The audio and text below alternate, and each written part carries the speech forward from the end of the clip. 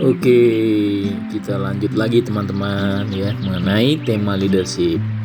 Oke, dari tema yang ketiga yang kita bahas kemarin, ternyata ada concern dari teman kita di mana beliau menanyakan, "Pak, kalau tipikal leadernya cenderung otoriter, gimana Pak? Apakah efektif atau tidak? Karena saya cenderung mengadopsi sistem ini. Backgroundnya karena keluarga, organisasi, dan lingkungan kerja sebelumnya." Oke, terima kasih teman. Terhadap concernnya saya coba jawab ya. Mungkin juga menjadi sharing buat teman-teman nanti ya. Jadi saya kembalikan lagi ke kenapa sih kita harus masuk konsep lean di sini ya. Konsep lean, kita menerapkan lean itu kenapa? Terutama untuk para pelaku industri atau perusahaan.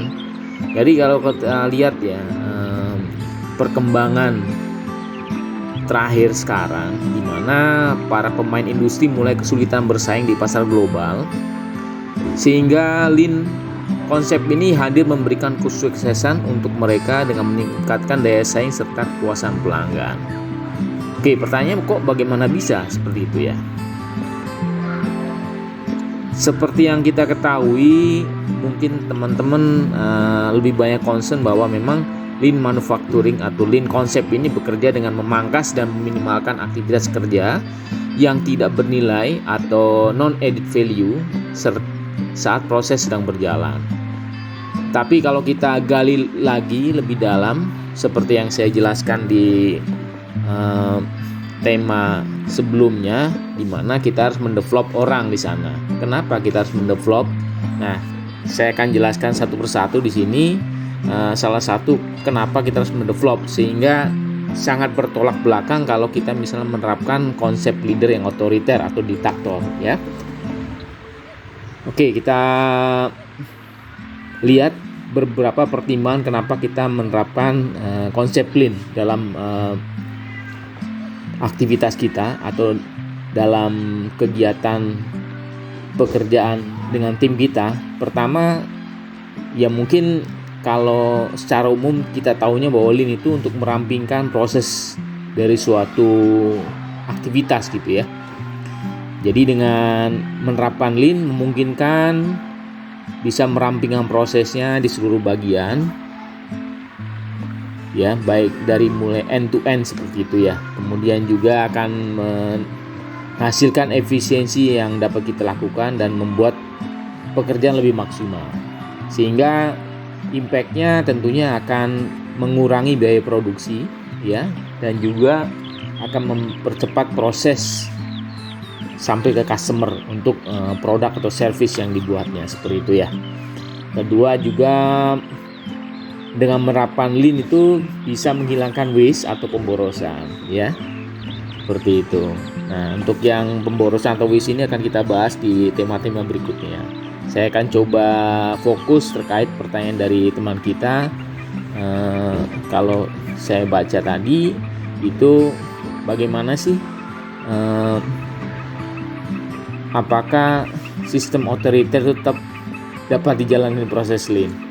Nah ini yang ketiga ini, jadi namanya membangun komitmen tim ya. Oke teman-teman, yang namanya membangun komitmen tim, kalau misalnya seorang leader berlaku memimpinya, leadnya itu dengan cara otoriter atau diktator, tentunya ini akan bertolak belakang ya dengan bagaimana kita membangun atau mendevelop tim komitmen atau komitmen dari tim ya.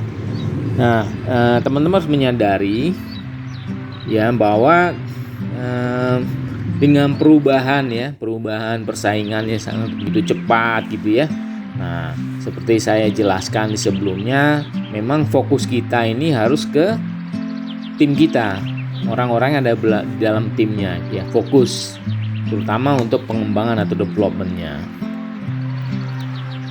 Nah, dengan lean berarti kita bisa secara fokus, secara detail atau bisa kita lihat untuk menilai secara keseluruhan bagaimana membangun kerjasama tim ya, karena seperti kita jelaskan di tema-tema sebelumnya, di mana bahwa di Lean Lead ya, seorang leader yang sudah menerapkan Lean itu tentunya dia akan mengajak ya, anggota dari timnya untuk melakukan suatu aktivitas atau memaparkan suatu struktur organisasinya untuk menyelesaikan suatu masalah atau menjalankan suatu prosesnya itu bersama-sama, mengajak timnya. Jadi bukan bergerak sendiri seperti mungkin yang orang otoriter tadi ya.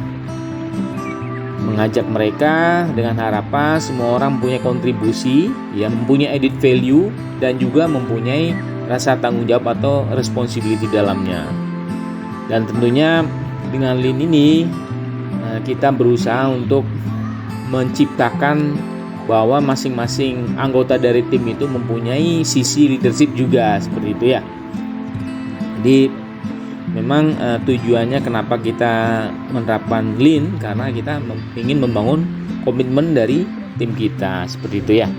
Nah, kalau misalnya leader kita otoriter, ya tentunya akan sangat susah bagi kita untuk membangun komitmen tim, seperti itu ya. Dan juga yang perlu diingat, kenapa kita menerapkan Lean. Nah, kalau misalnya kita menerapkan konsep leader yang otoriter, itu salah satu tujuan lagi yang mungkin yang paling vital yang harus kita lakukan, yaitu kenapa kita menerapkan konsep Lean, karena memang kita harus melakukan namanya continuous improvement atau perbaikan yang berkesinambungan. Siapa yang melakukan perbaikan berkesinambungan ini? Tentunya anggota tim kita, seperti itu ya. Nah, karena perbaikan yang terus-menerus berkesinambungan itu tentunya perlu suatu kondisi ya, atau suatu situasi yang memang kondusif dan efisien bagi anggota tim ini melakukan proses kerjanya ya, seperti itu, atau proses aktivitasnya. Nah, coba dibayangkan kalau misalnya leadernya seorang yang diktator atau otoriter, tentunya ini akan menghambat bagaimana proses itu akan berjalan. Bisa dibayangkan kalau tetap dijalankan seorang leader yang otoriter dengan konsep Lean ini, tentunya Lean yang dilakukan ini tidak sustain ya, tidak terus menerus dilakukan oleh anggota tim karena merasa terpaksa mereka, seperti itu ya. Oke, itu aja yang bisa saya jawab terkait pertanyaan dari teman kita mengenai konsep otoriter. Oke, terima kasih.